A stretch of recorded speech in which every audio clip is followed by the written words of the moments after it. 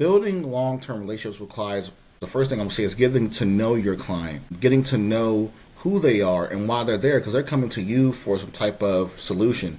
They're coming there to you because you have some type of knowledge and expertise that they're looking for.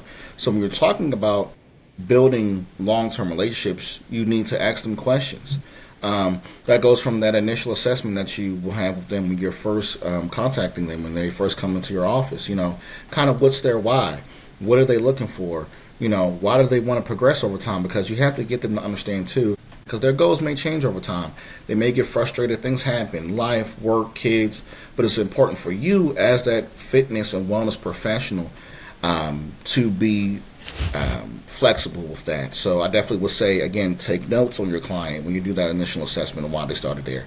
Make sure that you're recording the workers that you're doing with them. Ask for feedback, because a lot of times in the industry, when I ask people, like, how do you keep up with all these people and do all these workouts, they say, oh, it's just up here.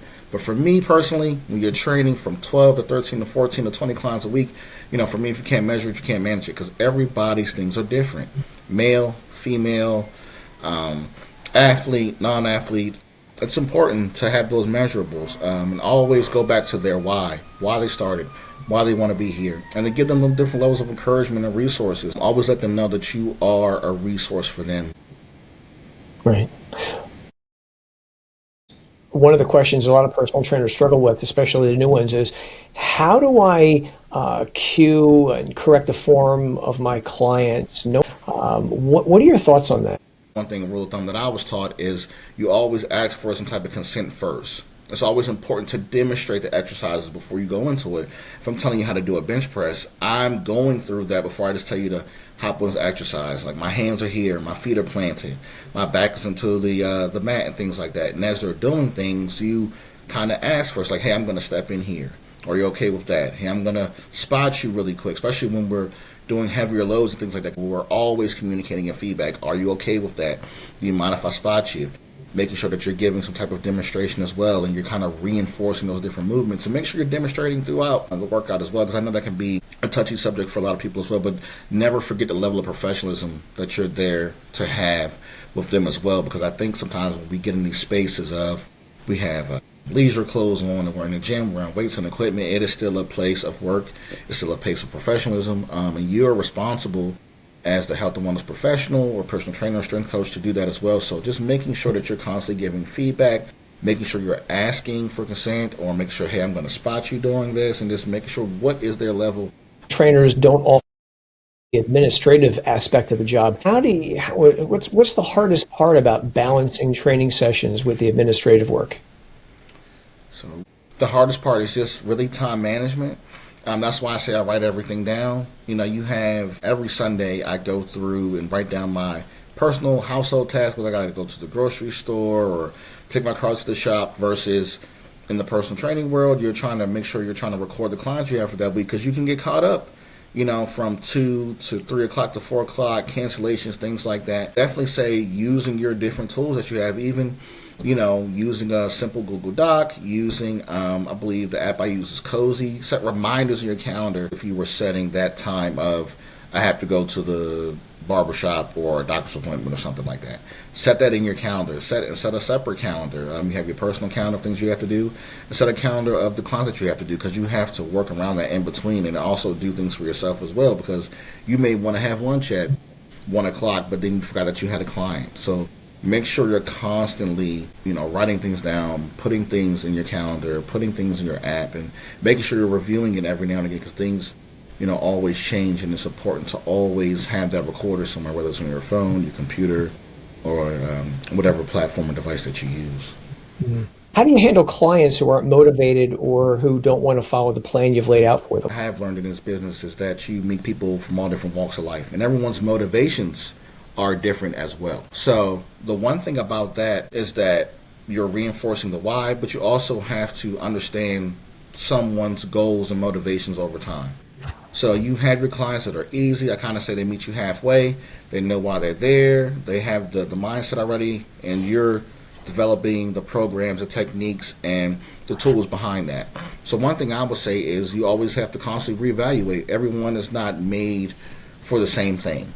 There's some people who necessarily didn't like the assessment or the personal training aspect of what I was doing after about a month or something like that. So I always try to offer some solution. I offer, say, hey, you may want to kind of just write a program for you that you follow on your own, or I have another resource or another trainer, because again, you do want the business, you do want to work with the person that you're with, but at the same time, you want to try to be solution oriented. Some things just don't work for people. So, as a trainer, your time is valuable. So if you have people constantly canceling, you have people who constantly don't show up and things like that, I would say also have a conversation with them as well. Some people are just there really for the social aspect and not really worried about losing weight or gaining muscle or lifestyle change. Then other people, they're locked into it. As a trainer, even though when those times do get hard, be the motivator as much as you can, but you don't want to get so far into it. It's constantly evaluating. Take notes on how that person was for that. That's I'm recording their workouts, but I'm recording what they're feeling like that day, because I may have planned a big workout for them to do and doing some type of plyometrics and pushing the sled and things like that, but they may have worked a 12 to 13 hour shift, or they may have been sick a few weeks ago, but it's always something. What are your thoughts on people who ask about what fitness credentials are going to open doors for them? There is 50 different certification industries that pop up, that come and they go. There's always some type of certifications for specialties, Zumba, spin, TRX, whatever the case may be. I kind of will say to them, what are you looking for? Get your foundation first with your personal training certification, in AAAI, and getting that in-person workshop and just learning the fundamentals, because that's always important no matter what industry you go into. Make sure you understand the fundamentals and you understand different parts of what makes up this industry. The anatomy and physiology, the coaching, the biomechanics, program design, assessment. That's no matter what you do. And then, for some people, they want to go more into the health coach side. It's a certification for that. Some people just want to do Group X, a certification for that. But no matter what, it's having that foundation of the personal training certification. So just ask yourself what you want to do first. What do you think is essential outside of that for being a successful personal trainer? The first thing is the customer service aspect. We're in a service industry. I think that customer service aspect is first. How you show up is important. Your attire, how you look. People are looking at you. The way you're presented. The way you carry yourself, the way you speak. When I'm meeting you, am I, old school? Am I shaking your hand? Am I having my paperwork ready? Am I organized? That's important too. How is your paperwork or your forms? What's your follow-up time when it comes to that? Like, what are you delivering as far as customer service? Making sure that you have a more of an organized platform, and you have your paperwork and your programs and things like that together to make sure someone can, trust their health and fitness to you, because they could, essentially, go anywhere, but they're coming to you because they have some type of belief that you're going to help them get to a certain goal. More than that, say, more, how's your time management?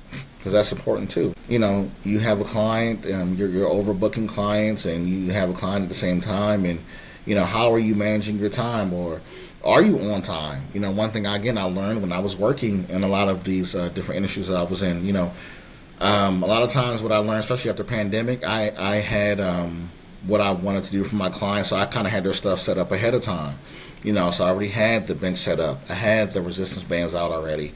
I had the stepper out. So as we're going through the workout, I'm not constantly having to move things around and do this and do that as much as I can, because we worked in a bigger corporate wellness spot and there wasn't that many trainers. But I was already prepared, so we got to make sure that flow is good as far as your time management is good, and making sure that you're scheduling your clients out. So when I say time management, so you're not going from week to week scheduling the client as much as you can, try to stay in a fixated time. And again, going back to having a calendar, whether that be, an old booklet or doing something online as well, using your Google Calendar or your Outlook calendar. And I would say the last thing I would say is your communication is very important as well. So when you're talking with your clients, you're establishing some type of rapport, the ground rules, things like that, and you're checking in with them as well, your communication. So if you're sick, you're going out of town, communicate that to your clients. You send a mass email, call everyone, let them know kind of what's going on, so they're not kind of chasing after you, because it kind of seems like,